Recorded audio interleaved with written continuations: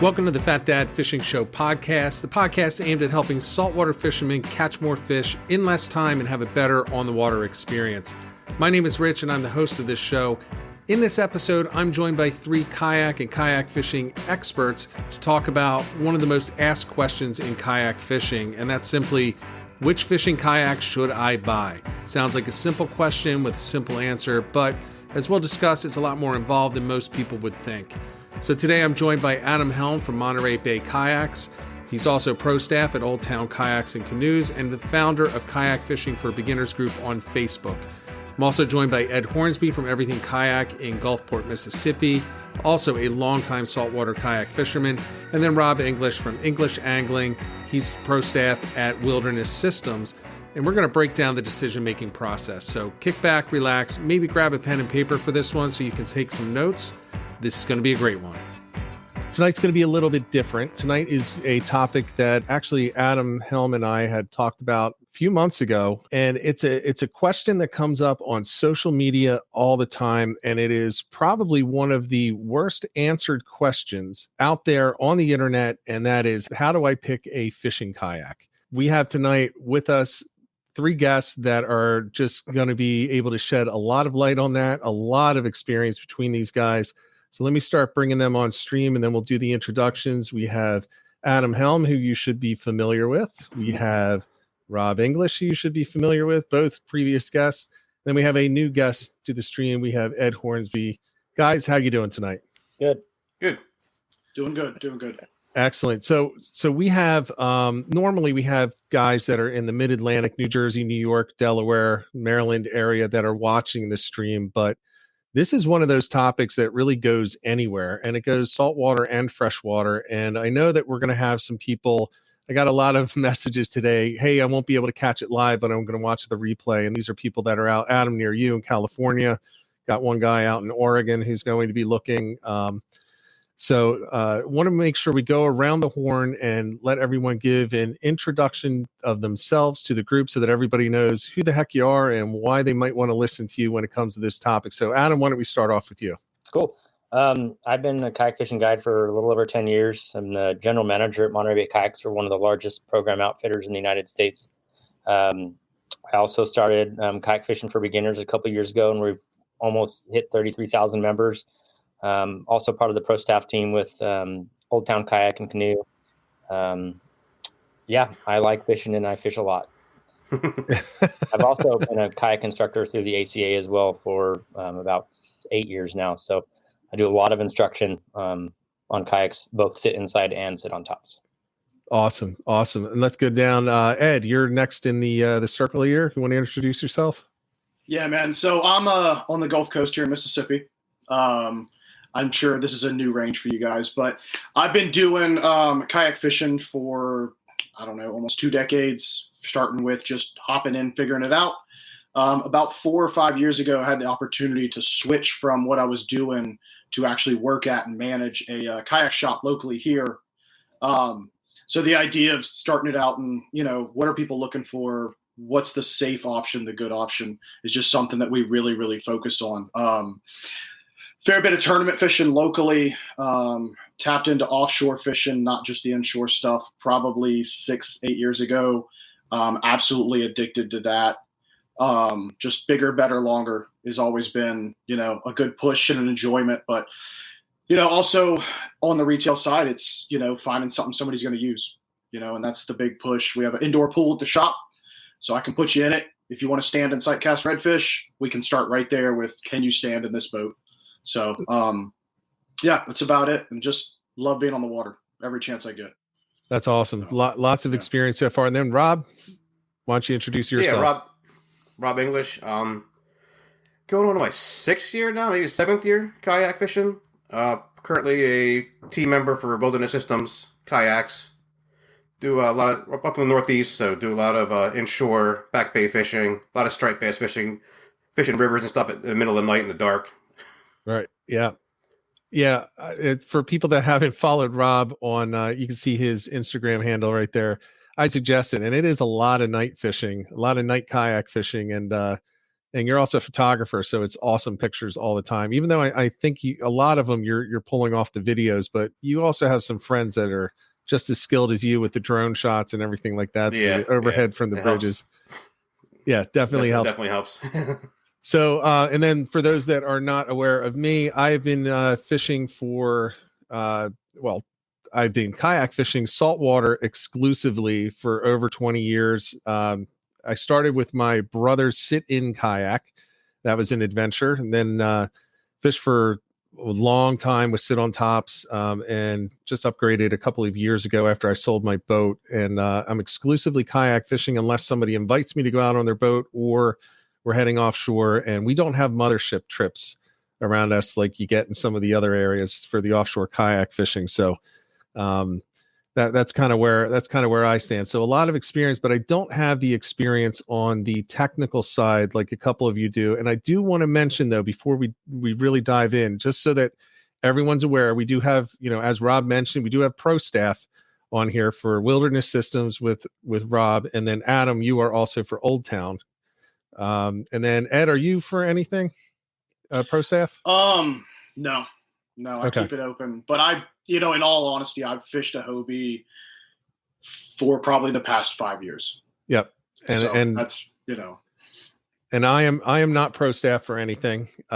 So you're going to get a really good range of things. And it is also by design that we have an Old Town, a Wilderness, and a guy who fishes a lot of Hobies and also sells a ton of other brands so that you can get all of the different perspectives as we go in here, and we can get the most value out of this for people. So as we jump right in here, I'm going to just kind of start this off, and I'm going to bring it back to one of the things that Adam had mentioned. He runs the Kayak Fishing for Beginners group on Facebook, over 30,000 people on there. And probably the most asked question is, I have X number of dollars. What kayak should I get?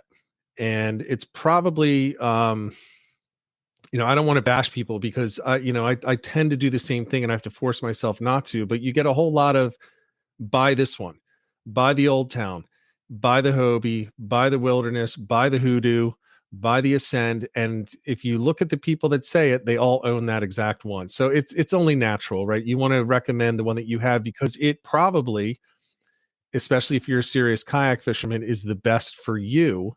And you've done a good job choosing it and you're very happy with your choice, but that's not necessarily the right answer. So Adam, why don't you kick it off and just, what are some of the other considerations? What's the real question that needs to be asked, or what are the questions that the person that wants to respond should be asking before they throw out the name of a kayak to recommend? Yeah, it's like one of the most frustrating things is to hear people like, I have $200. What kind of kayak should I get? And they just leave it at that.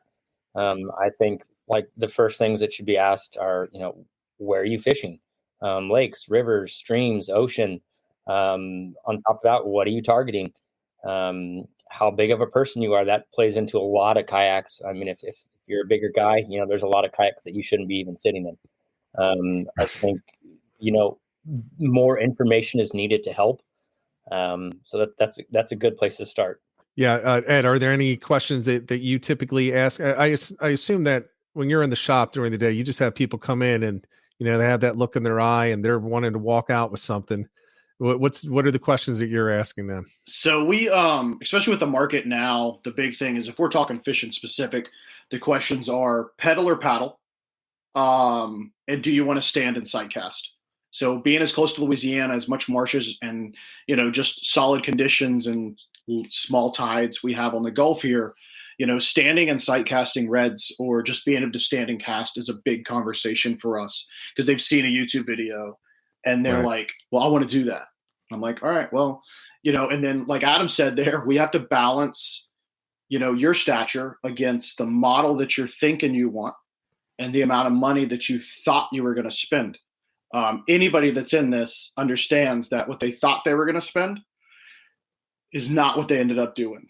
But there are plenty of balances, models, sizes, you got to make a sacrifice. You should own 3 kayaks and nobody wants to buy 3 kayaks. So, it's funny you mentioned that because, Rob, I think you actually do own 3 right now. Is that correct? I have 2 right now. I have 1 more on the way. Should be here in June.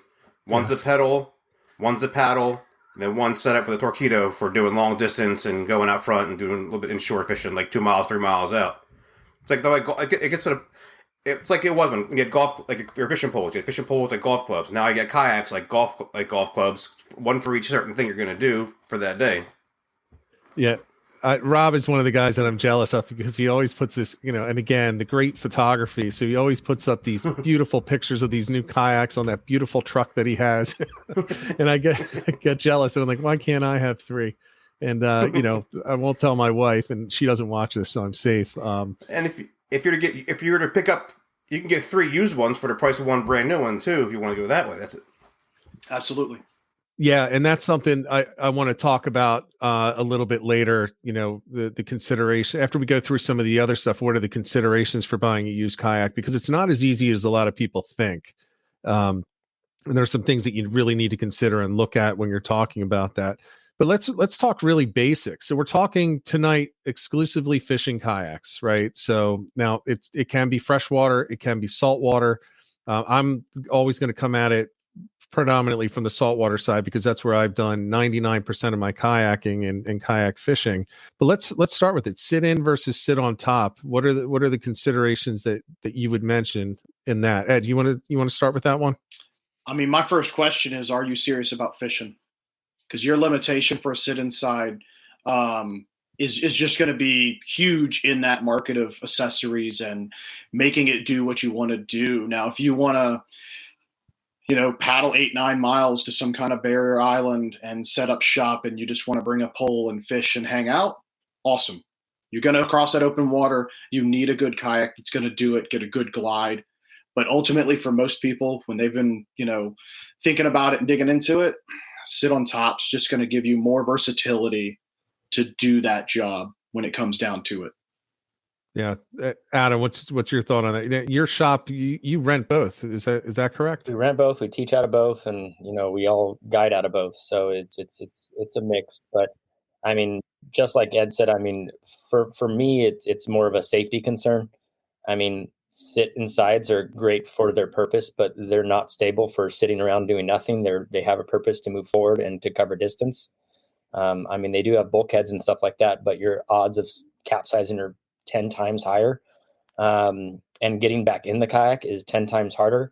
So there's just a lot more things at play there. So the sit on tops, just like Ed said, it just depends on how serious of a kayaker you are. And a lot of guys come in wanting what we call the recreational style with the giant cockpit, right. which I think are even more dangerous than a sit inside kayak, just because now you have a larger volume and most of those don't have bulkheads. So you have to add, flotation bags and stuff like that. I mean, it just doesn't seem safe. And honestly, a lot of them are around the same price to start with in an open deck. So why would, maybe not something best to consider as a sit inside. Right. Rob, do you have any experience with the sit inside? I have, just from doing like river trips and stuff, but as far as where I fish at, anybody that is either in one or asks about them, do not recommend at all, because we're fishing tidal waters, jet ski traffic, boat traffic. Guys are getting swamped in their bass John boats and stuff, so sitting kayaks are even worse than to be in. We had one guy on the river, I remember, he was out fishing, had a big striper with treble hooks on a plug, pulled it into a sit-on kayak. Fish started jumping around, got hooked in the arm. So he's hooked in the arm, hooked in the fish, and he can't paddle, screaming for help from the jet ski guys. It's just, people see the things that we do and like, oh, I'm going to go out and do that. And don't realize what could happen from that. You don't think, oh, I'm going to get stuck with a treble hook in my arm, or you don't think past just going out and catching fish. Yeah, and I fish the same waters that Rob fishes, and I can say from personal experience, using my brother's sit-in way back in the day, they will get swamped by the boats because the boats don't slow down, or they slow down just enough to push the biggest wake possible. And I give them credit because they think they're helping, but I'm just like, speed up. You see a 55-foot Viking coming in the inlet and they slow down. You're like, no, well, just hammer that thing. And it comes a lot to like experience. I mean, yeah, there's a lot of really experienced guides out there that are in sit insides and they're pulling in 200-pound bluefin tuna. But I think when people see those videos, they need to understand that these guys are extremely experienced, and most of the people that are asking about what kind of kayak I should get are usually the beginner crowd. So, I mean, it's those guys that know what they want are going to go for what they want. And if you don't know and you're asking that question, it's best to side on the side of safety and get a sit on top, nice stable kayak. Yeah. So I think we have the consensus because this is geared towards people that are looking for a fishing kayak. A lot of them are going to be beginners, at least to the kayak fishing game. I think it's appropriate to say that everybody here recommends your first step is a sit on top. And the reason for that is, and for people that don't know, the reason is that you sit in kayak, it's just your water goes in. The sit on tops, they all have the scupper holes, so water comes in and go back out again. You will have water coming in all the time while you're fishing, but it always goes in and out, in and out. Right. I think as long as your hatches are nice and sealed, which you have to check, make sure they're sealed tightly, you're always good. Yeah. Yeah. Working with customers that do sit insides, say they're not fishing, I always recommend you need to start, in your intro ACA class. We have an instructor locally. I suggest, you have a lot of questions that are going to be answered when you get with an instructor and do a hands-on and walk through this stuff. Adam mentioned the recreational sit insides, and some include bulkheads, some don't. The better the price point, the less the material. And you're going to see that. And it's going to fill up and it's going to go nose down. And a jet skier is not going to know what to do with you other than like, yeah, man, we can leave this here. You want to ride? That's, and that's the same thing Coast Guard will do. They're not obligated to rescue that boat. They're there for your life. Yeah. I can tell you, I was fishing, and again, Rob fishes this inlet quite often, Absecon Inlet, and I was out there in my kayak, and there's some guys went off of the beach, and they went around the jetty to the inlet and got pushed out. They were on surfboards, and they couldn't get back in, and watched the rescue go on, and I'll be damned, they left the surfboard, and the guy was not happy. The other guy went out to try to get it, and he got it, and he was able to make it back in. But yeah, they did not care. It was simple. And they went out in the boat too. They could have just lifted the surfboard out, and they were like, not doing it. And he was coming in not happy, but he was lucky. His friend, who didn't try to fight the inlet currents, just went right back around the jetty and landed as normal, was able to get it for him. So that's not their concern. They don't really care about that. The only time that they really care about is when you're leaking gasoline. And then they'll get somebody out there to get it, but then you have to pay for the recovery. So, all right. So now one of the bigged things is the question of the propulsion, right? So you have the paddle kayaks, you have the pedal kayaks, and then you have the trolling motorized, or even some gas motors on the kayaks. So let's talk a little bit about that. Can you talk about some of the considerations that somebody that's new to the game should have when they're trying to figure out, do they want the pedal, and I'm not talking different types of pedals, just a pedal in general versus a paddle and a trolling motor. Adam, you want to take that one? I'm a kayaker first and a fisherman second, even though I've been fishing my entire life. I truly believe that everyone should be starting on a paddle kayak.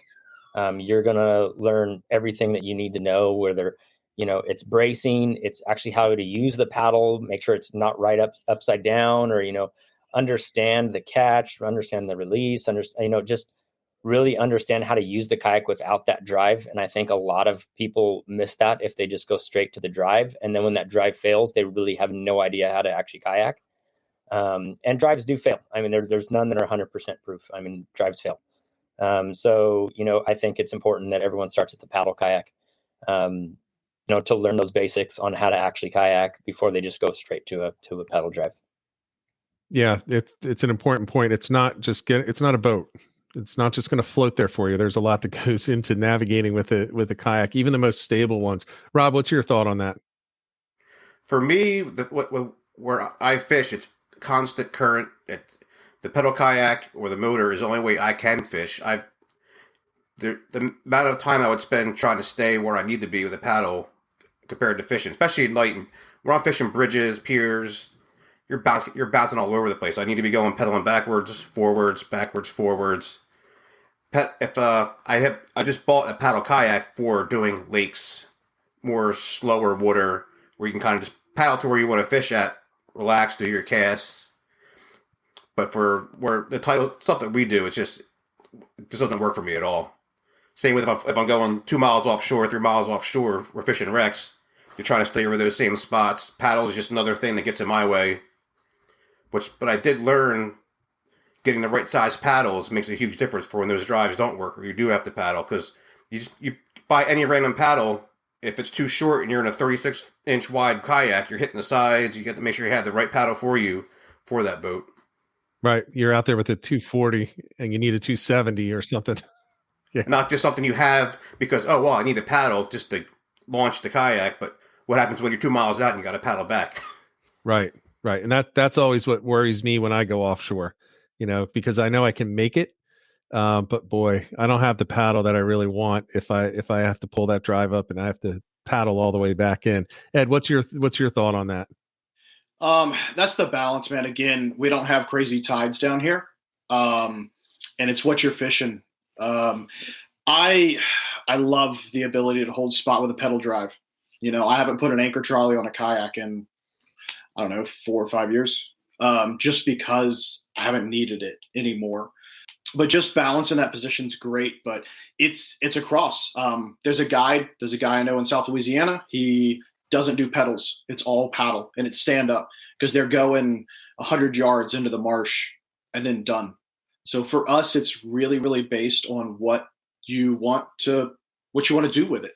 That paddle link thing is a big conversation. A free paddle is just that. It's a free paddle. Okay, so it came with the kayak, but it is usually not the length you need. Having a conversation, figuring out what length paddle you need. Never thought we'd be selling a ton of 270s, adjustables up to 260s. But the reality is if you're in something that is, I think 39 is about where it gets now currently in a sit on top pedal drive kayak, a 240 won't cut it. But a 240 has been a standard for a pedal kayak for a long time. In the past 3 years, though, and I have guys that are like, well, what's cheapest? I'm like, okay, have you ever paddled this thing? Go paddle it. Come back. We'll talk again. Because like you said, Rich, I don't want to have to use that paddle. But there's so many choices out there to get the paddle that will work. Whether you go lighter, just make sure the length is right. 100%. Right. The length is where it needs to be. So. Yeah, I've got the adjustable, but it's a cheap one, and it's what's it, an Accent?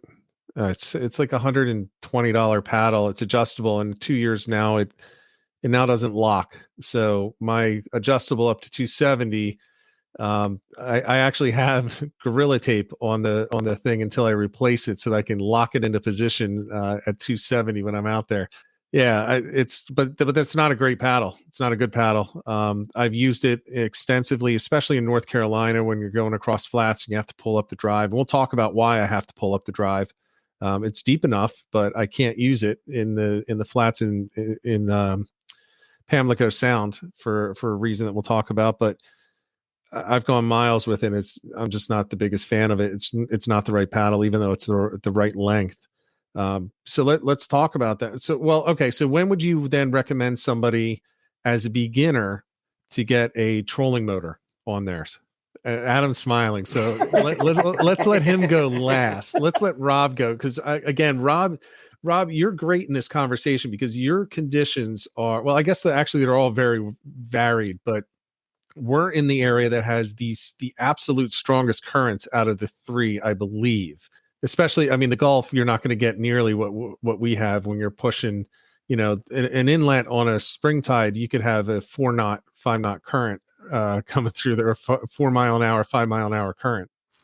I just last year got a Torpedo for mine, the 1403. I bought that just because I wanted something so I could do more exploration and get more time in from when I launch to my launch. I'll have to go maybe 3-4 miles before I can even start fishing. So this gives me the opportunity just to get there a little quicker, having to worry about fighting the winds in your face, the tides in your face. For somebody to just start on that, I would, especially in our waters, it would be a little tougher because you don't understand how the kayak works yet. You don't know turning in this way, turning that way. It's how you're going to get into an eddy. It's going to spin you around in a circle real quick, and the currents and stuff. It's better. A pedal drive is always the best to start with before you get the motor. I would think, and then you could what we're doing with the Recons now, we're doing the two setups. So we're going to have a setup with your motor or your pedal drive. Right. Which is nice. You just change your rudder out, but yeah, for where we're at, it's better to starting with a pedal drive. Plus, you want to get used to it before you spend $2,500 on a motor and flip a brand new kayak and sink everything, lose your battery, or God knows what else would happen to the damn thing. Oh God, losing a battery. Oh, 100 amp hour lithium battery at $600 to $1,000. Yeah.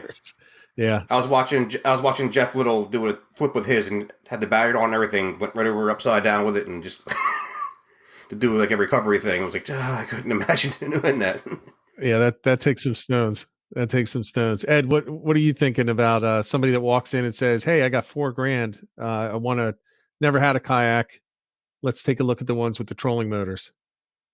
The best phrase I can tell you comes across the board. I can tell the guys that have never paddled before they pedaled, and I can tell the guys that have never pedaled or paddled before they motored. It's like you said, it changes the dynamic. You're going to get into a kayak that you don't understand. You're going to put now up to a 3 horsepower motor electric on the back with $1,000 in power and motor and batteries and dump it because you don't understand the way the kayak works. You don't understand the waters you're fishing. Generally, luckily, a lot of our customer base that I work with, we don't start there. Like, hey, I want to motorize it. But okay, cool. Like, here's the models that either have a motor. So Old Town specifically, we work with them. If you're trying to go MK106, awesome. It's already done. You'll figure it out. It's stable, or the autopilots from those guys. But usually if they're starting out, they got a paddle kayak and now they want to motorize it. So it's very limited to the guys that are running in, but you already know that they're just trying to stay out of buying a John boat. They want to get a kayak up front and they want to motorize it.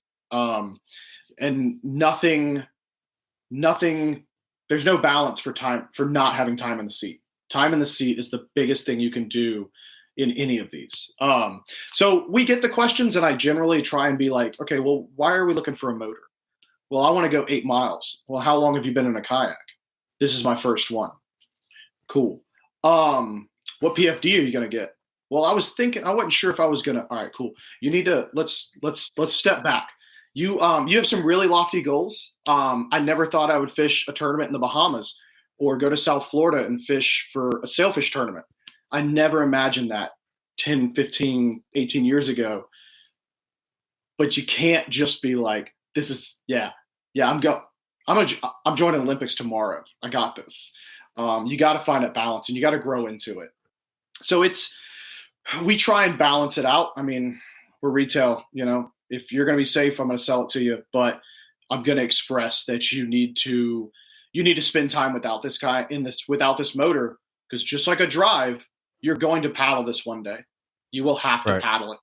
And if your paddle is too short and it's upside down and it weighs 15 pounds, I hope you got a radio because you're not, we have low tides. You guys up there, you're not paddling a barge with a dead motor anywheres, in the tidal swings that you guys have. So I hope you got an anchor trolley, but that's terrible too. Yep. So I've seen people try to, I don't want to bash them, but the Old Town AP, man, it's not easy to paddle those things. I've never done it. I have talked to a guy who paddled his around just to play with it. He's like, oh my God, if I ever get stuck. So he's hoping he was hoping that he never ever would get stuck, and he's just putting a lot into that Minn Kota motor there. Adam, your thought on this? I'm pretty sure I know it. Why don't you share that with everyone? I actually really like what Ed said. I think there's a place for it, but jumping straight into that game, and we get that in our shop all the time. Like, hey, I want this just so I could put this motor on it. Will this motor work? Is what they ask me, and it's just like I don't know. I mean, I have no idea if that motor will work on that kayak. And a lot of these guys that do go that route, they're usually coming back within the first few weeks, being like, "All right, I'm ready to listen now. What can I do?" Because they get frustrated, and then they realize it's a lot more than what they took on. And I think it's something that you could build up to, and they have their place. But to start out with that, I think it gets a lot of people in trouble. It's just, they're just not quite ready for it. But our area where I fish is a lot different from where you guys are fishing. One is we don't have access to, boat launches and ramps everywhere. Most of our stuff's some, rock launches or beach launches, and you start adding, drives and batteries, and I mean, that's the biggest pain in the butt. And then you got to launch through some surf, and I mean, heavier kayak through surf, and you can't have the drive in the water because you'll destroy it. I mean, then you got to paddle this 200-pound kayak, and it's basically like a slug going through the surf. I mean, I have multiple kayaks all for different things, and there's areas here where I'm lowering kayaks down off of cliffs with a rope. I mean, I can't do that with a battery powered or even a pedal drive for that matter.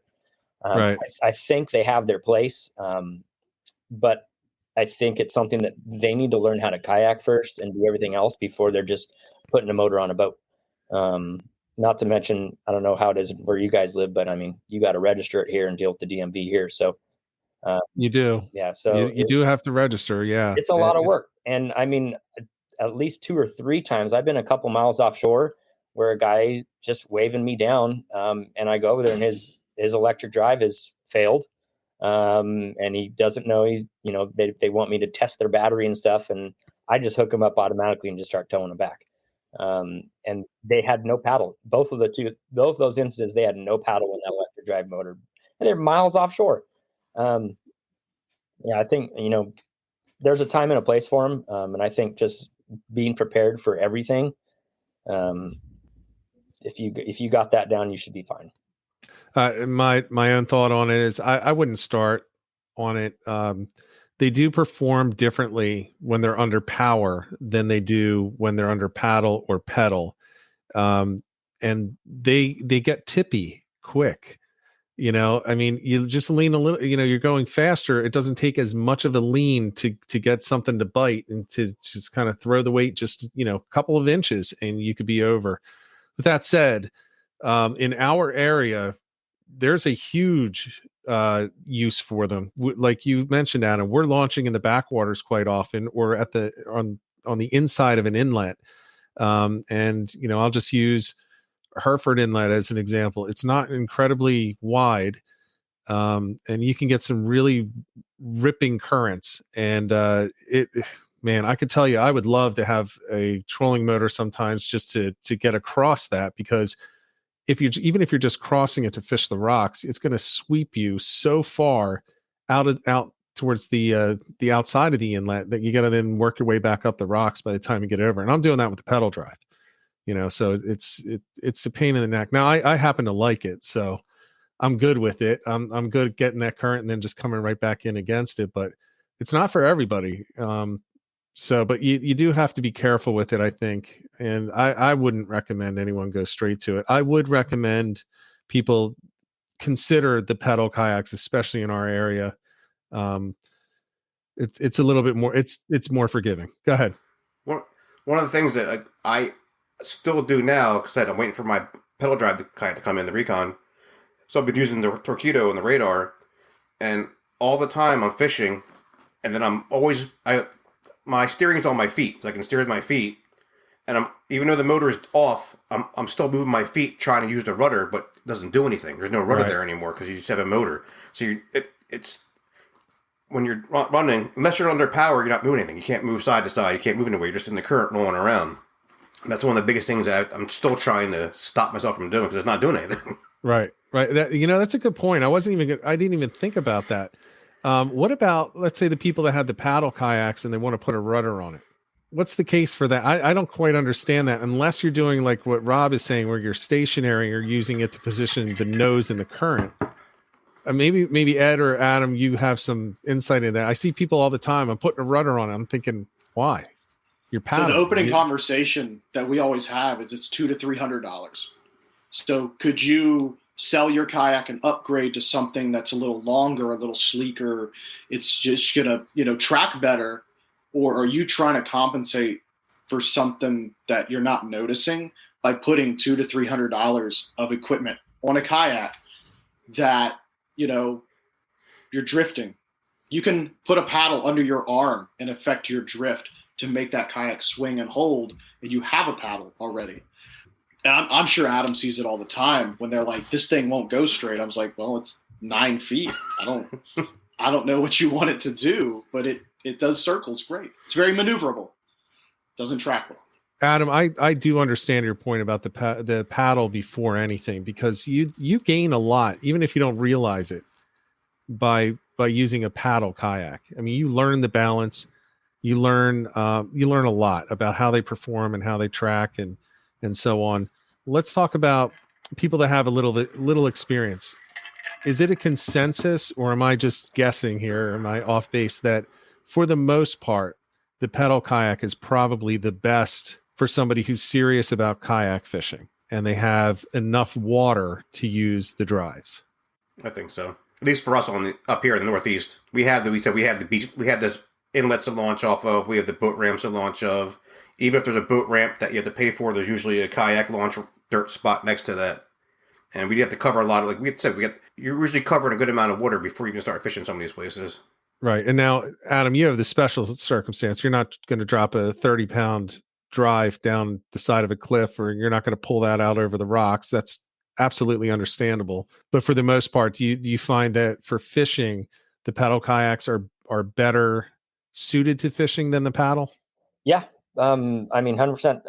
If I have the chance to take my pedal drive out over my other kayaks, yeah, I'll take the pedal drive out almost every time. The comfortability, the sitting higher up on the water, they're drier, well, depending on what brand you have. But I mean, they're hands down, if like you're a serious kayaker, yeah, you'll get into the pedal drives for sure. Okay. And they have their pros and cons. I mean, like every kayak. But yeah, I'm in mine whenever I get the chance to, for sure. Okay. And Ed, I'm assuming you're in agreement with that? Yeah, it's just, we talk larger muscle groups, less fatigue, relatively hands-free. Just steering fish out of structure is outstanding. So yeah, I mean, if you're serious about it, and we have that conversation all the time. I'm like, how serious are you? Because if you've been talking about a pedal drive and you're just not, you think you need to ease in, I'm like, give it 6 months, you're going to lose $300 and you'll be back next year and you'll be buying a pedal drive. So Let's take our time and settle into it, because that's where you're going to be. Yeah. Even from like a guide standpoint, I deal with snags all day long. So, I mean, that drive makes a huge difference of getting snags out compared to trying to paddle upwind, get it out from underneath the rock type of thing. The drive makes guiding so much easier. It's funny. We did a discussion on one of these streams about tog fishing, and for those that aren't aware of what a tog is, it's also called a blackfish, and it is heavy structure, rocks and wrecks. And the worst part about it for me is when you go on a boat, you're anchored up, because you have to anchor over the structure for the most part. You don't have to do that in a kayak if you have the pedals. Or even a trolling motor, but man, you're going to get snagged. And as our one co-host says, if you ain't snagged, you ain't tog fishing. Well, exactly. I don't lose a lot of rigs or a lot of jigs when I'm in the kayak, because I'll get snagged and I'll just pedal forward and I'll go to the other side and I'll test that side and I'll test the other side. This past weekend, I must have been snagged 30 times. And I literally left with the same jig that I had on in the morning. Now I had to cut the leader a few times and shorten it, but that is one huge benefit, and a huge benefit, I think, of the pedal, because of one important thing. You're using heavier lines. And think about this. And in my mind, I'm always thinking about stuff like this, because if you've ever tipped, you've ever lost anything, that's always in the back of your mind. When you're snagged in an inlet and you have 40 pounds pulling you on your rod and you're trying to get that snag off, it's going to shift your weight. It's going to shift your balance. Now with a pedal kayak, you can immediately alleviate all that pressure and you just pedal. There's no pressure on the line anymore. There's nothing pulling you to the side, pulling you forward, pulling you back, whatever. So that's something for people to keep in mind as well, is that extra mobility that you have, and the fact that you can keep your hands on the rod, you can work the drag, you can release the bail if that's what you need to do. That can also be important. That's another thing that I always think about personally. And maybe I'm just some kind of mental case about that kind of stuff, but I've been close to tipping with big fish, because I let myself turn too far, or I let it pull me broadside rather than getting the nose of the kayak closer to it, so it's kind of, you get that Nantucket sleigh ride when it's pulling you forward, but then when it cuts behind you and now you're spinning. Well, now you got the whole bow coming across, and it's slowing you down. So that's another thing. But there's a big topic with the drives, and this is probably where we might get some arguments, which I'm fine with. You've got the prop drive and you've got the fin drives. And I will say, I'm going to start this one off with a very general statement on it. And this usually comes down to a wilderness / Old Town versus Hobie discussion, because those are probably the bigger of the brands that use the two different types. I'm going to say this. There are certain places in the country where I would not go with the prop drive. And there are certain places in the country where I will not go with the fin drive.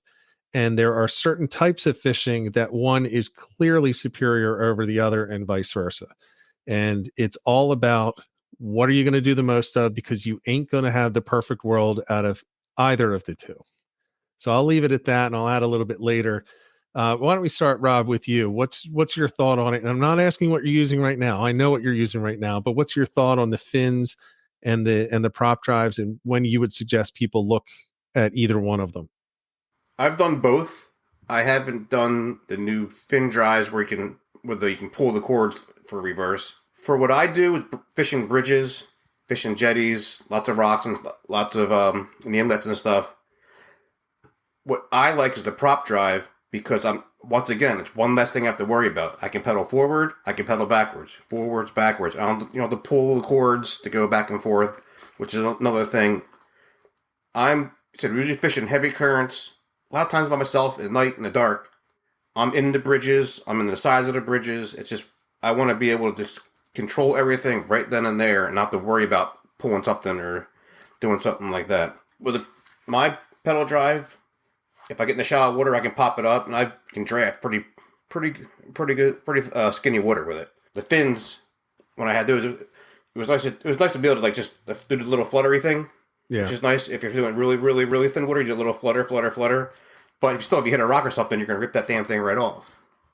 Right. So if you're fishing real shallow water, once again, have a good paddle, put the drive up or put the fins up and just start paddling through that stuff. Ed, what's your thought? You're in a whole different type of world than we are.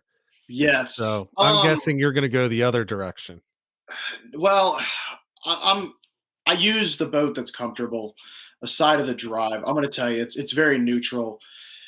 Bottom line, fins perform better in shallow water because I don't have to change my cockpit space. I just flip them up and go. But you don't have the reverse. You don't have the instant reverse. You have to rely on muscle memory and timing to be able to flip those fins and go. If I'm in super shallow water, the drive needs to be up, because regardless of what drive it is, if you get pushed backwards and you settle into it in the mud or on an oyster or I have stood in my kayak and ripped my drive out of a crab pot because it's shallow. It's in the mud. It's buried. I did get a sheep's head out of it, so we'll go from there. But the reality is, if I'm that shallow, though, I'm standing and sight casting. I'm looking for clean water. So I want the drive out of my way regardless. We did run into something, and I'm sure there's differing opinions on this. Speed is pretty much about the same across the board. I do feel the fin drive has more torque on it. Long story short, me and a buddy, we are 8 miles south of a barrier island here. We have a huge headwind. We are facing west-northwest to travel north-northwest. We're looking left and we're sliding to the right. And at a regular pace, he was like, he's like, what are you doing? I was like, nothing. I said, I'm not going any faster than I was earlier, and I'm pulling away in a fin drive. He was in a SP13, so a Native Slayer Propel 13. It's a slender boat. It's a great pedal drive model. It's not overly built. It's not overly heavy, and he couldn't hold it. We do deal with some heavy tides in some spots in Louisiana where I should be doing 4.5 miles an hour, and I'm doing 0.1. And I can tell you the propeller feels like it's slipping a little bit. Big picture, that's not where everybody's at. Rob, Adam, Rich, you guys have been doing this enough. You've been into specific things, certain environments, and you know what's going to work. Choked up, hydrilla we get into that. I can stomp a fin drive through it. You cannot pedal a propeller through it, period. It's 4 feet deep. but stomping that drive through, it's not the best idea. You're going to get wore out. Stand up, sit down, paddle, just paddle it. So I'm pretty indifferent. I do like the fins because I can stop at my shop at 2 a.m. and grab whatever I trashed yesterday. So that's a special case. I understand that, but I can usually ring across the country and get parts because Hobie drives break. Those fin drives get smoked and smashed, but I can get the parts. And that for me is a big thing. If I'm in South Florida and I need, bearings or a lower assembly for a drive, it's generally not as accessible as the fins. So for me doing more off-grid stuff, it has been more efficient. But it's, like I said, shallow water versus instant reverse. That's the conversation we have in the shop. What's more important to you? And then we work from there. The last question I ever answer is the boat that I'm in, because they're like, oh, I saw that picture. I need that. I'm like, that was a 16-mile round trip. That's not what you're into tomorrow. Like, right. That's watching weather for a week. So it's what you need it for. You guys have seen it. If some of you have used other drives, you get it. So I'm on the fence. It's what's going to work best for you and your environment is what I prefer somebody to push into. So gotcha. Adam, where are you coming in on this with and yours again are mostly surf launches? Surf launches and, getting pushed backwards. If that fin drives down, like they already said, you're doing some damage pretty quick. And a lot of people think that they're just going to power through the surf, but a wave will pick you up and throw you backwards pretty quick. So, I like both. I obviously am a little bit biased. I the Old Town pedal drive, I've tried them all. For me, it comes down to reliability.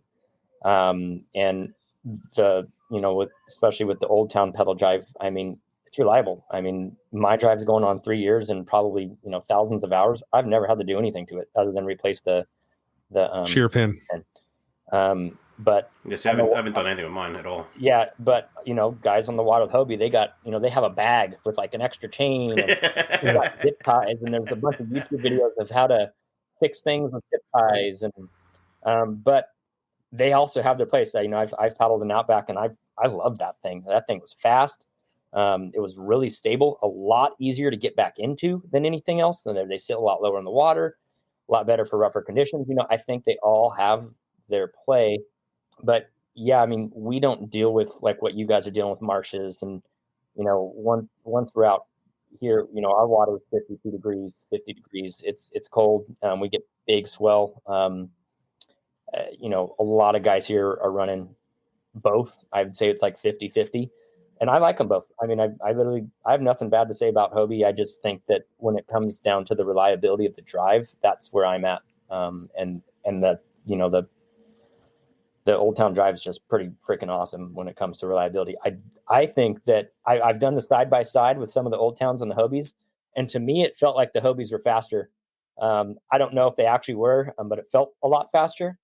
But then I just got one of the Salties, and the Salties is really fast. That's faster. Yeah, it's faster. But now you're. I think it comes down to the guys too. Like I said, I fish with guys that fish in Hobies, and we both come through Manasquan Inlet against the tide, which you're pedaling or you're pushing as hard as fast as you can go, and you're going nowhere. You're just getting inch by inch by inch by inch. But so if you're out, we fish multiple times a week, and we can push those things hard. Right. It's a lot easier for us to push them harder than the average person. That just I mean, the whole design will, you can max out. There's no such thing as, the whole design is only going to allow you to go so fast.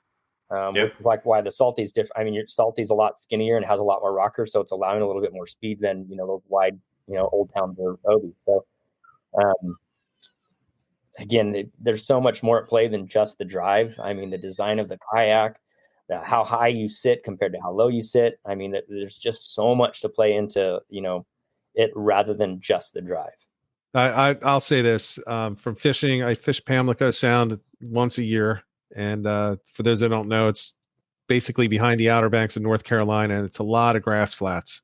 And I cannot use my drive in a lot of it because it's the propeller and it'll just get chewed up. Well, first of all, I don't want to kill the grass flats by chewing them up, but it'll just get caught in there. Then you got to pop the thing up. You got to unwind it. And if I was going to use a drive there, I would definitely be using the fin drives with the kick up fins so that I could do the little flutter kicks.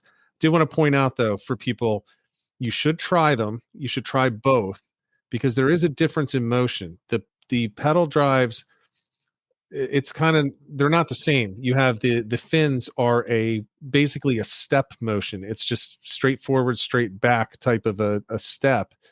Whereas you have the prop drives, it's like a bicycle. So you go forward, you just pedal like a bicycle in a circle. And for those that may have knee or hip issues, it can make a big difference. For me personally, I don't have any problems with my knees or my hips. For some reason, when I use a fin drive, it hurts after about an hour, hour and a half, 2 hours. It starts to hurt and it doesn't make any sense, but I can literally pedal 10-hour days constantly, over 20 miles in a day on the drive that I have now, the prop drive, and it doesn't bother me. And it's not that it's superior, it's just it works for me. So you should go out there and don't just pedal in a circle and come back. Give it a little bit of a go, pedal it around as much as you can before you really make that decision. Because if you get one that's wrong, you're done. You guys at the shops and stuff, is showing people where to position the seats and position the pedals and stuff on the kayaks too. Because you don't want to overextend your knees. You gotta if you push your knees too far, you're gonna do more damage on your knees, and it's like a bicycle. Never want your legs extended all the way out because you'll put more wear and tear on your body. So what we get into a lot also recently, because there's so many models of pedal drives, I find that some people's discomfort is the motion can definitely do it, but your sit position. So I'm seeing a lot of higher and higher seats in the propeller drive models, which is getting our ankles and our hips a little better. And out back, your feet are higher than your hips. That can put a lot of pressure, on your lower back and your hips and stuff like that. But you don't have a lot of options in that brand until we go all the way to a pro angler. Right. Even a Salty that you guys mentioned, that sit position is a lot higher. Your native propel is a lot higher. And I'm seeing that more and more in the industry. And I find that some people, it's just being crunched in that seat that is causing them a little more discomfort because now we're lifting our feet up and we're putting that weight backwards.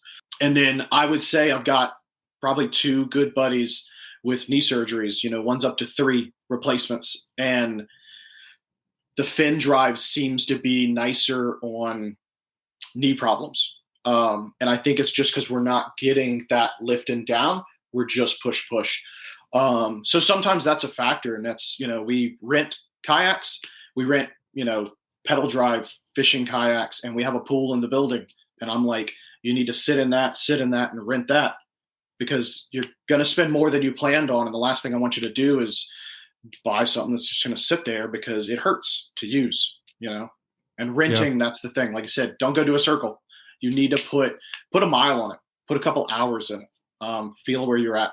So you should know within a mile. I would think, if you're what it's going to do as far as, is it going to hurt? Is it going to bother you or not? But it's a good point that you brought up about the seat position, and one that I haven't thought about, the higher versus the lower. Fat guys like me, we want a higher seat. So we're not like pedaling our knees into our gut. But you also want a comfortable seat in these things too. And I think people kind of don't really think about that quite as often as they should, so get the full experience, get on the water, sit in it, pedal it around, and ask yourself, if you go for 2 hours at a time, can I sit here for 2 hours? And if you go for 10 to 12 hours, like I do, can I literally sit in this for 10 to 12 hours? Lumbar support. I just got a lumbar support pillow for mine. It makes a huge difference just getting that. So you're not just slouching. You got to put you up and get you a little more up straight, which is nice. Well, it's funny, like on all the platforms, you'll hear, I have, this back injury or this knee injury, or I have this, and this one's the best for it. We're all built completely different. I mean, just because it works for me, it doesn't mean it's going to work for you. So, I mean, and I think that point of being, you got to demo. I mean, that's the best answer I see on the platforms is just go try out different kayaks.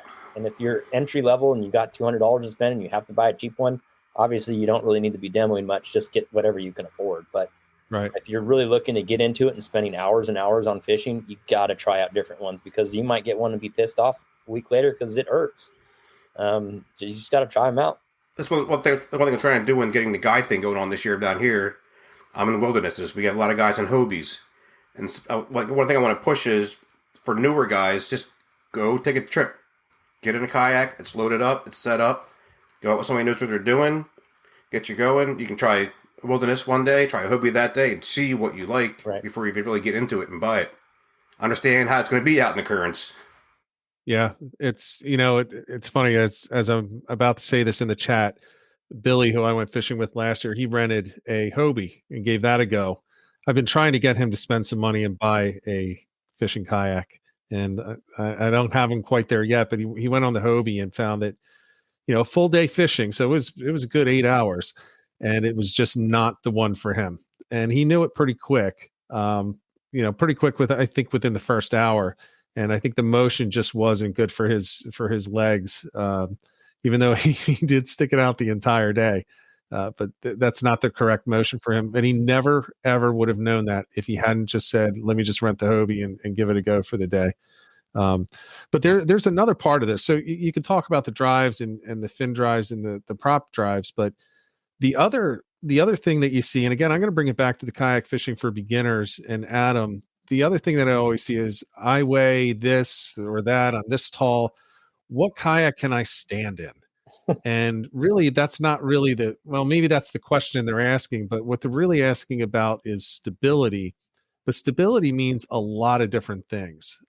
It's not just whether you can stand in something, because you can stand in a lot of things. I can stand in mine, and it's a quote unquote stable kayak, but that doesn't mean that it's the most stable kayak out there. So Adam, you want to talk a little bit about stability and things that people need to consider about that when they're looking at the kayaks? Yeah. The stability is in my world and, California and stuff, ocean fishing, you're not standing anyways. Good luck. I don't care what kind of kayak you have. You're not standing in, 20-foot swell or 5-foot wind chop or whatever. You're just not standing. So we're sitting constantly. But someone wants to come and go bass fishing, and you really play in. Height has a lot to do with it. Weight has a lot to do with it. Getting from that sitting to standing position has a lot to do with it. That's why there's a lot of these pull straps and how to get up to stand up. There's just so much involved, and I know, like, to the bass fishing world, standing up's a big thing. And peeing is a big thing. A lot of people are like, I just want to stand up, like, pee off the side. And it's like, good luck. Yeah, it's a lot harder than it sounds. Yep. But to a certain extent, I don't have that much knowledge on that. And Ed might have more knowledge where he's at, but we're not standing on kayaks where we're at. It's just not a feasible thing. I don't feel like dumping everything into the water. So yeah. Now, Ed, you are standing, and that's a very big part of your fishing down there.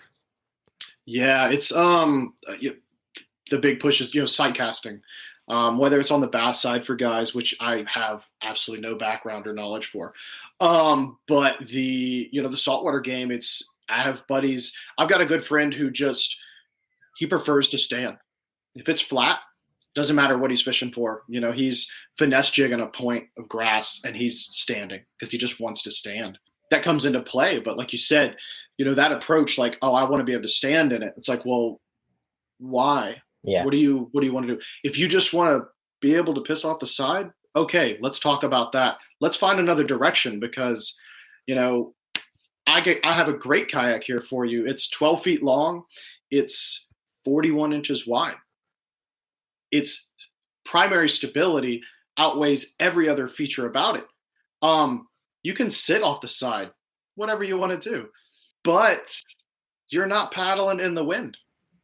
Right. You're going to put a motor on it, So, it's what do you want to do and where you want to get into? Because, like Adam said there, it's not, we spend some time out of Florida offshore. We've done some South Florida stuff, and it's just, why do you're going to be wet all day anyways. Get over it. Use the surf to your advantage. Well, and South Florida, that water's warm too, right? We don't want to be Yes. falling in 50-degree water over here. So yeah.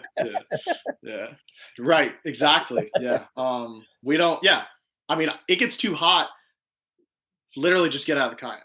Right. Like, what are you doing? Oh, I'm hot. The bite's garbage. I'm just going to get out, hang out for a minute, get back in. Yeah, that's probably not the thing you guys get into up there, either direction. But yeah, it's you just got to find the balance, man. That kayak that I can guarantee you can stand in that. You're probably not going to enjoy it. It's too bulky. I fish out a 12-foot long by 34 inches wide. I have stood offshore in, 3-foot rollers. Granted, they're like 10 seconds, so you just, ease in with it. And it was for a picture. I'm throwing a topwater plug that I didn't cut off, and it's a cool picture, But it's not, what am I going to do if I hook up to a bonita? If I didn't adjust my drag, I'm going straight out because there's no balance. I'm already using everything I can. So it's finding out what you need, man. And everybody's different, like you said, everybody's different. I have great stability for standing in kayaks. I've got a skinny sit on top. I call it prairie dogging. We just stand up, sight the pond, sit back down, but there's no way I could set a hook in it. But it's finding a balance. Find out, you need that stability that works the best for you. And then, let's not sacrifice absolutely every other feature of that hull for that primary stability, because you're not going to do it in current. You're not going to do it in surf. Right. You're going to limit your abilities and your future growth of what you want to do in that kayak industry. Right. Yeah. So I'll say, I can stand in mine. I have a big water, an Old Town big water. So it's the same hull as the Predator. I can stand in that. I've stood in Raritan Bay. I've stood offshore. But I don't stand when I fish because there's too much current. There's too much wave. And I don't want to go in the water. And I can stand, but the stability of my kayak, that kayak's not made for standing. Just because you can doesn't mean that it's made for it. If you really insist on standing and fishing all day and you have to get an Old Town, get the 120. Yeah. That's going to be much more stable for that. But this thing can punch the surf. This thing can really get through the currents. And for my money, I believe it to be more stable in those types of conditions than something like the 120, which is more of like what I call a plow bow. It's kind of pushing the water aside, whereas this thing is literally going through it, and the waves break over the front and go through the cockpit and out the scuppers. It's a whole different type of stability. And again, I never stand in the thing, even though I can, just because it's not what I do with it. It's not the way that I do it. I never stand at night ever. And I'll say that it's my channel. I can say this. If you have to stand to piss and you're in the Northeast or you're in Louisiana, you're not dressed properly. You should be able to work something out, male or female, that you can very discreetly go wherever you are. I go with guys who are like, I'm going to go over here. And then they're standing up. You just see their head above the other side of the marsh. You're like, dude, I just went. Yeah, you were 30 feet from me. You didn't know. So, anyway, it's a whole different type of stability to me. It's nice to be able to stand. I can stand in now wilderness. I've never tried to stand in. I've only been in a wilderness once, and it was for a little test thing, just because the guy with me wanted to test mine and I wanted to test his, and we just did circles in the basin. But I stood in Hobies, I've stood in Old Towns, but to me, I've stood in ocean kayaks too, which is not easy to stand in those, the older ones that I used to have, because they had all the little they were the paddle ones. They had all the little foot grooves in them. But I don't know. The thing is, though, to me means something different. Yeah, the kayak can be, like we said, we do it all the time. We take great photos with our drones and everything, standing up, casting, fishing, makes great photos. You can do it in that, but why are you doing that? Also, like with me, I grew up racing dirt bikes. I grew up skateboarding, snowboarding. I can stand on one foot, put it up this way or on my back. Like, it's like you have that stability. Just because you can stand in a kayak doesn't mean you have the balance to stand in a kayak. Right. Like if you don't have good balance, doesn't matter how stable the kayak is, you're still going to go over. Well, and that's, I mean, even here, I do a lot of bass fishing on stand-up paddleboards. I've done halibut fishing on stand-up paddleboards. I mean, you learn. I mean, the best way to learn is honestly take out a stand-up paddleboard. If you want to think you could stand on something, go rent a paddleboard for the day. But yeah, no, it's just different for everyone. I'll stay sitting. So paddle boards is what I prefer to do if I'm recreationally paddling now, because I have extra going on in the back of my head because I'd rather just be fishing. And if we're just paddling something and I'm on a board, I have that extra don't fall in. Like, is that too shallow? Yeah. Don't hit that. But we'll do rivers and creeks and float on paddle boards, and I've fished on them. I really enjoy fly fishing off of a paddle board because I don't have a drive in my way, or rod holders or all the other stuff. It's great to not have all that. But yeah, that balance can be built. Figure it out. Yeah. I fished with a guy named Mike. This guy stands in the middle of the inlets all the time. And he revealed a few weeks ago, I don't even think that he realizes that he's doing it. He's just so into the fishing. He'll just be right up against the rocks on a jetty in an inlet with the tide ripping through, and he'll just hook a tog. And next thing you know, he's standing and he's running to the front. And then he's on one foot and he's steering his trolling motor with his left foot while he's leaning over with his right. That has to be learned, because that is and my buddy Ed and I just look at him, we're like, what the hell is he doing? I don't even know if he realizes just what it looks like, but he does say, don't anyone ever do what I do. He was an acrobat in the younger years.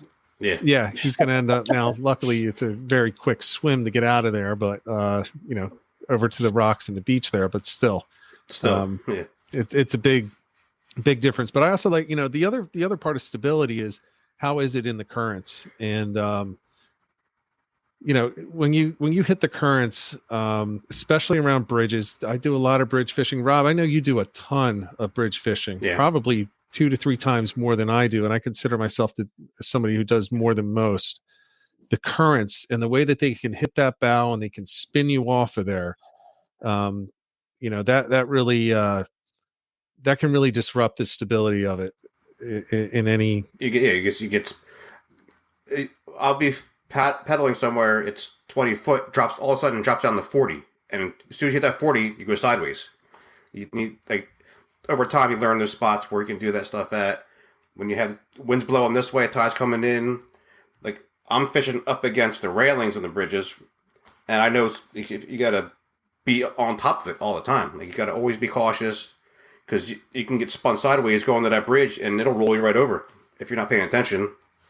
So you learn your areas where they're going to kick you at, because you're going to get kicked around all the time.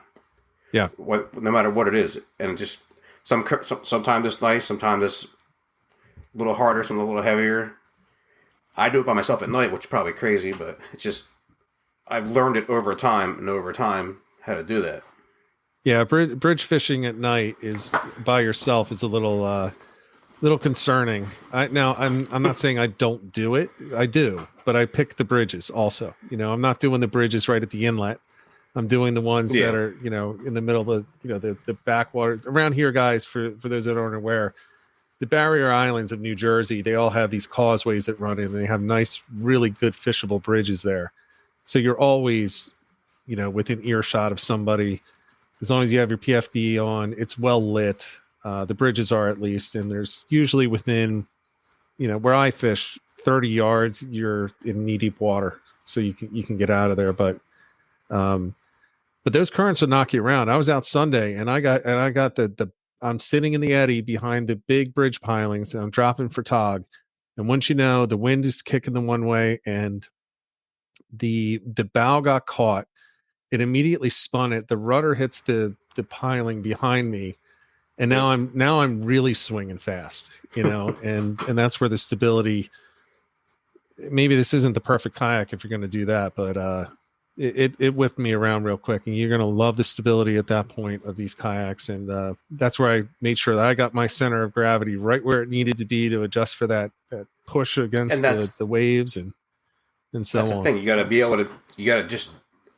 You can never panic. You can't panic. You just got to go with it, fish, move around with the kayak. That's what you do. Getting a kayak with a motor and just going and taking off, you don't get used to that.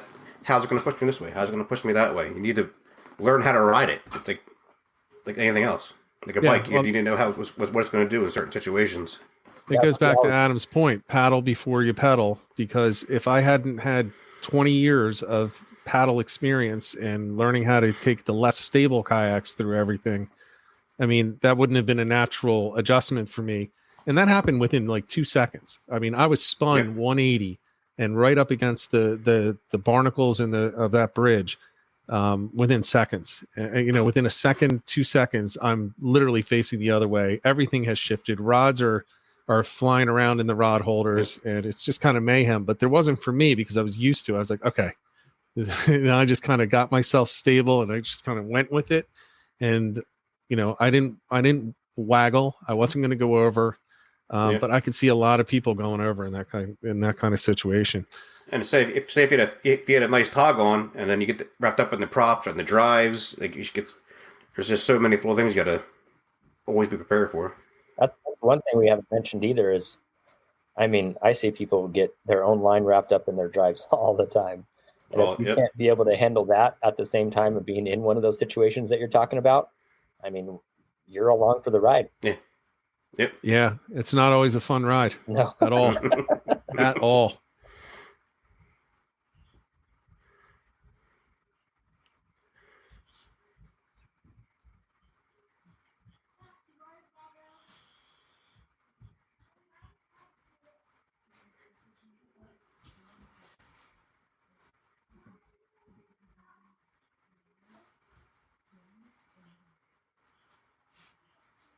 Yeah.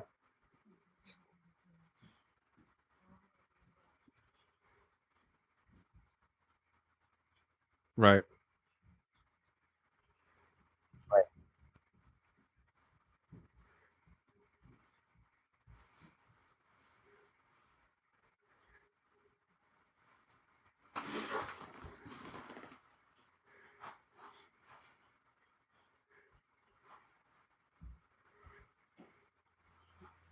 Yep. Oh yeah. Yeah.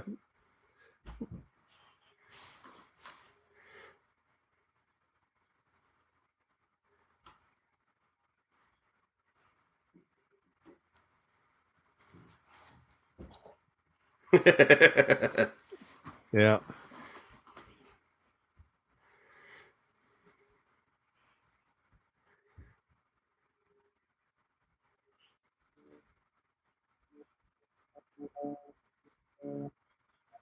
Right.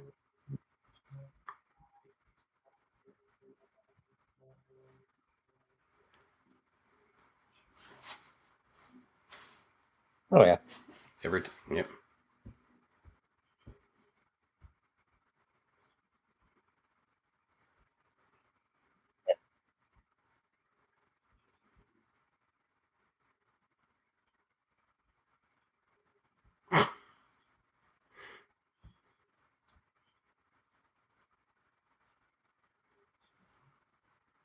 Yeah. Nope.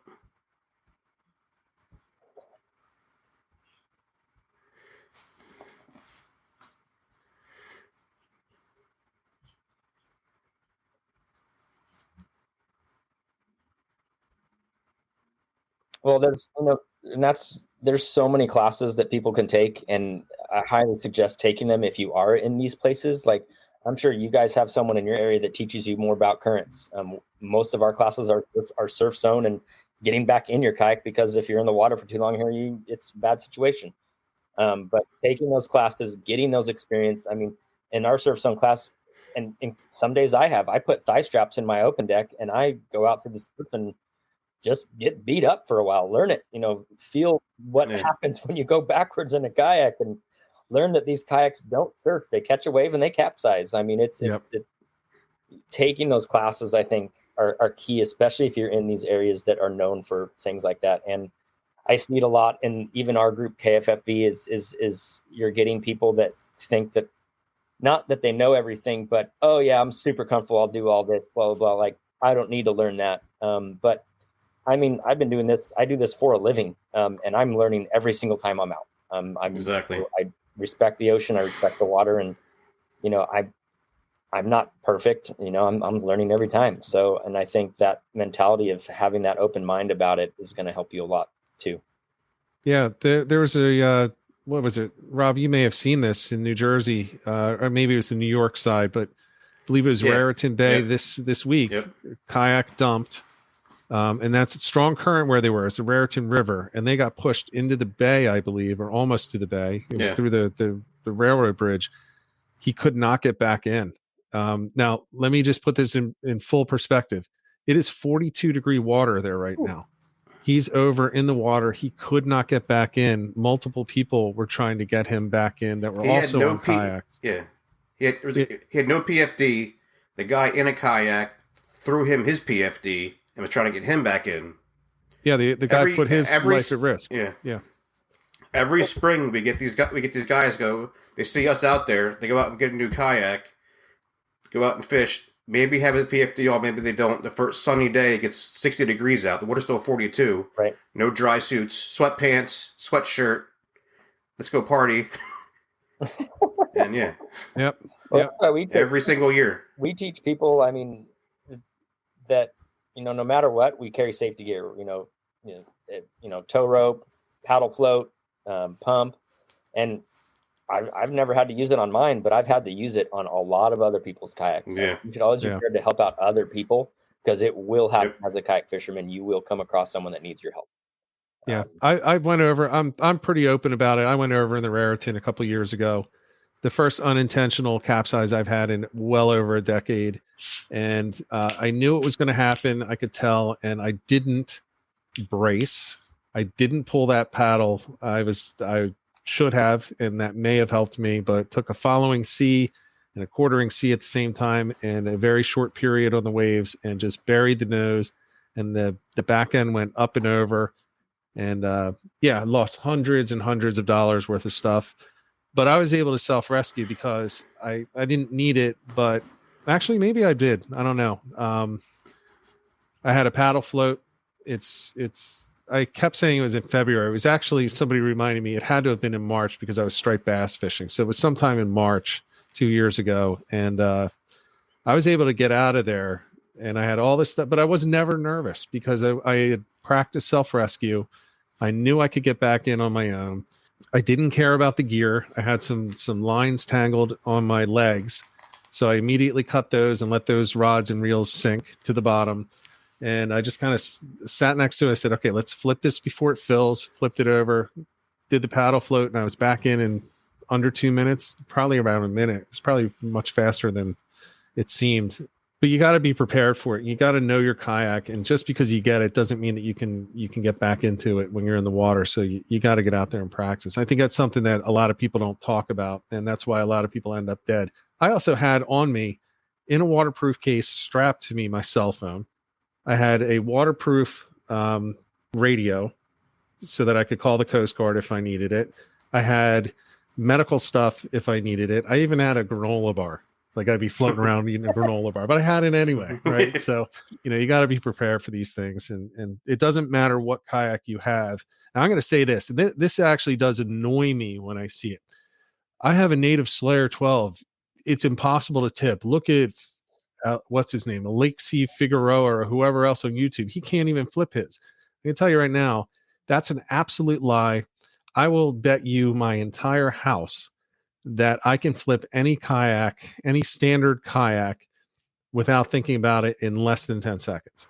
Well, a lot of those videos too, they're in a controlled environment. They're like, look how I can't tip it in my pool, or super pond, this super mellow lake with no wind or current or surf or anything.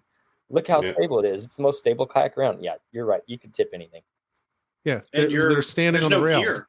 Yeah, there's no gear. There's no drive. There's no money involved. There's a change of clothes, a towel, and another SD card. Right. So, okay, cool. Welcome to the internet.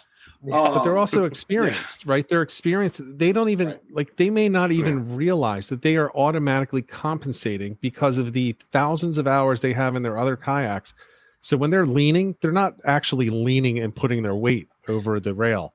They're leaning and they're shifting their butt a little bit to the left as they're leaning to the right. So they're actually centering themselves as they do. You can watch them do it.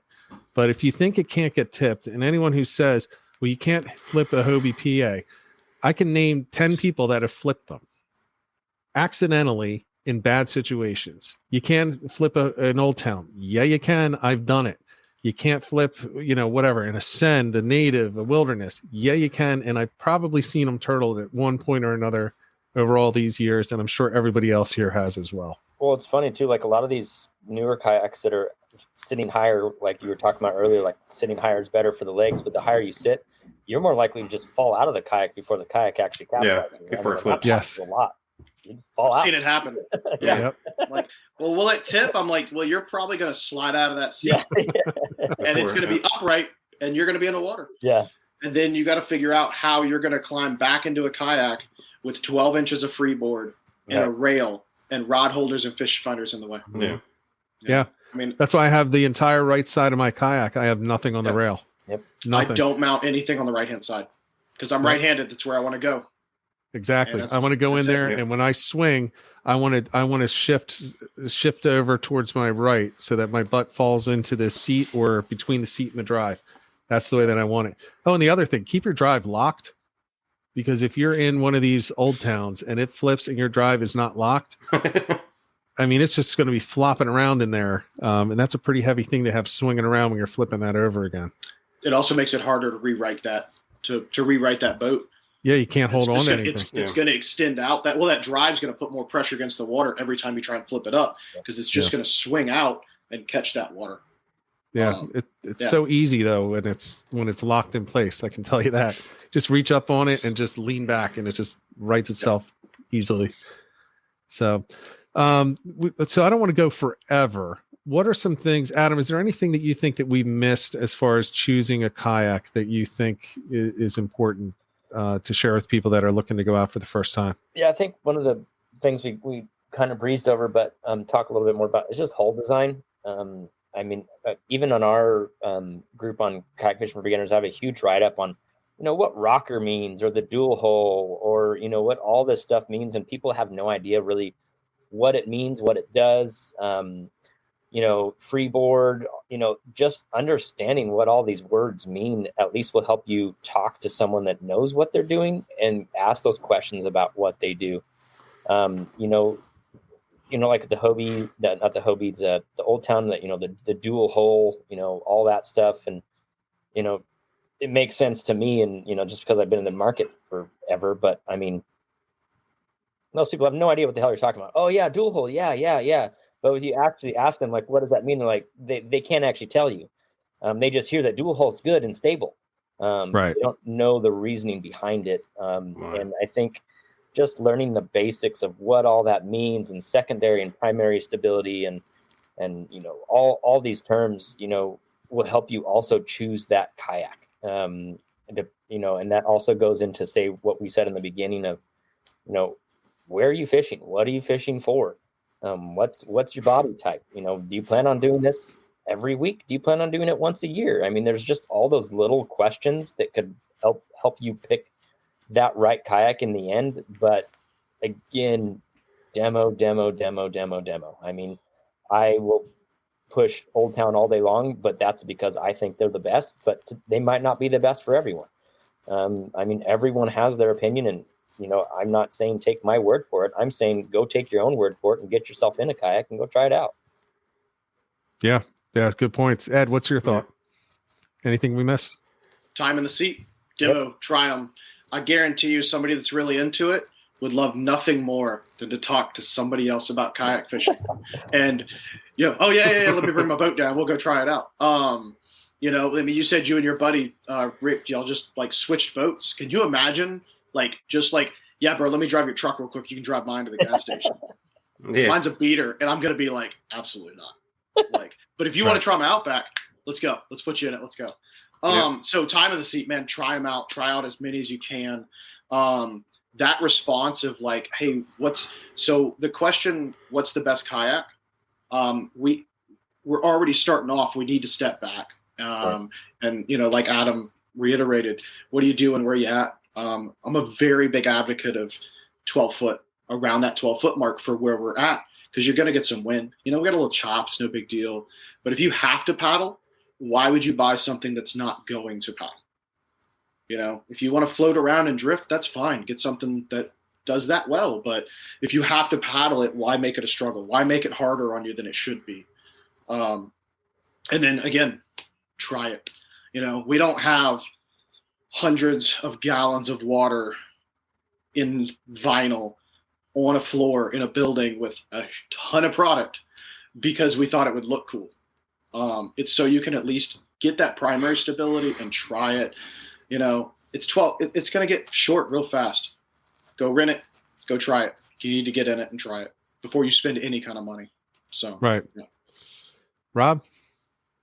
Oh, one thing for me, like some of the decisions even I made with my kayaks is, how are you going to get it there? What are you transporting it in? A pickup truck, a car. I've had a pickup truck, a full-size truck. I've had a Subaru Crosstrek.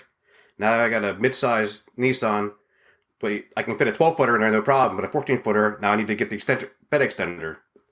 What can you lift? How hard can you lift? When I had my Subaru Crosstrek, I had the Radar 135, which then I had to buy the Yakima racks, the Yakima showboat, so I can pull that back, get it on top of that, to roll it up there. Right. It's you got to think of those. How are you going to transport it? Where are you going to transport it? Like for us, we got boat ramps. We can pull them down on the boat ramp. But you're also going to be dragging that thing up and down the concrete all the time, nonstop. Like with our wilderness kayaks, a lot of us have the skid plates on the bottom. You can change out, which is good for me because I go through those things every season, put a new skid plate in. I know some other kayaks have them too. But I said it's just how you going to you can either put a trailer on it or what are you going to transport. Yeah, that's a good point. And when I got my big water, I didn't really think a lot about that.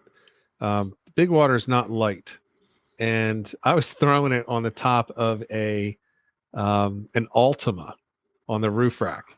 That's a pain in the ass, and it only took one time coming down the front of the car, across the hood, Yep. and then landing on the luckily on the sand for me to say, okay, now I'm getting a truck. So then I went out and bought a truck. So here I go and buy this, $2,500 kayak just out of the box.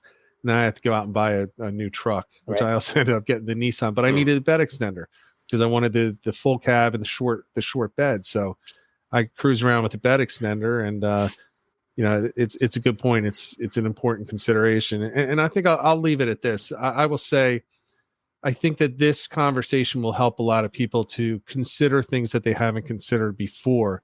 But I want to go back to something you said, Adam, and I want to kind of stress it. It's not, I think sometimes people think it's just, I'm just going to go out and buy a kayak today. Okay, like you said, maybe if you only have $200 and you want to get something to have fun on, you go out and you buy a $200 kayak, and that's what it is. But if you're going to buy it for fishing and you're serious about it, keep in mind that it is a vehicle, it is an investment, it is a significant amount of money, and it holds significant value in it when you're out there. And I'm not talking about the equipment, I'm talking about you. So you need to make sure that you do some research, understand the terms, understand what primary stability is, understand what the fin drives do versus the prop drives, what type of situation you're going to be in, and you just need to start ticking off, okay, I'm going to take this con with this pro because of the way that I fish. And it does take research. And if you're going to buy anything, just by posting on social media, what should I get? And somebody says, look at the fish I caught, or this is what I've been using, it's the best. You're not as informed as you should be for yourself. You owe it to yourself to do a little bit more research, get those test drives in, and get that time out on the water. And as you mentioned, Ed, people will absolutely let you try their kayaks. They may say, well, wait until I'm unloaded first, or you can take it out before I load up, because they don't want their gear out with you in case you turtle it, but they'll let you do it. I let people get in mine all the time, and it's absolutely fine. And I think it's great, and some people like it, some people hate it, and that's good, because they're going to end up with one that they like better for having gotten out on the water with it. So. Exactly. So guys, I want to thank all of you for coming on. Really appreciate it. I think that this is going to help a lot of people. To the people in the chat, I want to say sorry. I wasn't able to see everything coming by without Ed, especially on here. Ed, Captain Hank's Tackle Ed, co-host. It's tough to run everything with one person. So did my best. But if you do have questions, I'll try to get back to you with any answers. And if you have a question for any of these guys, on screen right now. I'll forward it over and I'll facilitate the answers, or you can feel free to contact them directly. Adam can be found Kayak Fishing for Beginners on Facebook within the Facebook group. Ed, you're also in that group. Are there any social media contacts you want to put up there for people if they want to reach out to you, or even if they're in your area? Yeah, if they are, they can definitely reach out to anything with Everything Kayak. So whether it's a contact on the website, Messenger, Instagram, all that kind of stuff. I have my personal page stuff. It's a weird balance for me between the two. But definitely if it's more on the professional side, reach out through any of the platforms for Everything Kayak. It's a great resource. There's a lot going on there. We'll get you the right answer, regardless if you got to get to the right person, we'll get it figured out for you. Other than that, on my personal stuff, it may hang. I checked this email this morning. I'm sure I had it before then. I think I got a friend request that was there for a while, stuff like that. I mean, I tag in when I put stuff, but I don't really advocate through my personal platforms, but it's just for show. It's just the internet. Gotcha. Yeah. But yeah, anything through Everything Kayak website or social medias on that platform would be great. Yeah, I could say that's how I initially reached out to you, and you responded to me within, I think, 15 minutes, and it was at night. So I was like, man, this guy's still working? I was digging emails and running through some of those, and it pops up. I've been eyeballing messages that have been just rolling through my phone most of this time. So somebody's asking for Hobie drive parts. So imagine that. There you go. Yeah. There you go. So, yeah. But we'll have it, and we'll get them set up in 2 days. So, that's what's up. Awesome. Rob, how about you? At English Angling for Instagram, Facebook, everything's on there. And any questions, reach out. Like I said, I'm starting getting finished up, getting insurance and stuff for guiding this year. I want to focus more on first timers, getting them out there safe, especially at the beginning of the season, because it's just every year by us, people go out buy the new kayaks and just jump into it and aren't aware of what they should be doing before they're doing it, especially with winter temps around us. Yeah, you got to be careful out there, especially at this time of year. I will say, Rob, I was really happy when I saw that you're going to start guiding. I think that's awesome. I'm thinking about picking up my license this year and decided not to do that, but I think you're gonna be able to show some people some really nice areas and really nice experience out on the water. It's great to hear that you're getting into that this year. So all the best, and hopefully I'm sure I'll see you out there on the water. I've seen you before. Yeah, I've seen you before in the distance, and I've tried to keep my distance. Don't want to be rolling up on someone's spot. Yeah. For those that haven't seen, Rob is definitely easy to spot when he's out on the water. So there you have it. Really big thanks to Adam, Ed, and Rob for coming on and talking through everything you need to consider when you're out there looking to buy a kayak for fishing. This episode absolutely was packed with great information and perspective, and honestly, I think it should help anyone to choose the best kayak for themselves when you're out there and looking in the market. Now, before I go, if you're not already following or subscribed to this podcast, that would be absolutely greatly appreciated. And of course, a positive review on any platform that you listen to is also going to help us, because that will help us to draw more guests in the future. So until next week, until next episode, get out there, get on the water, and get some tight lines.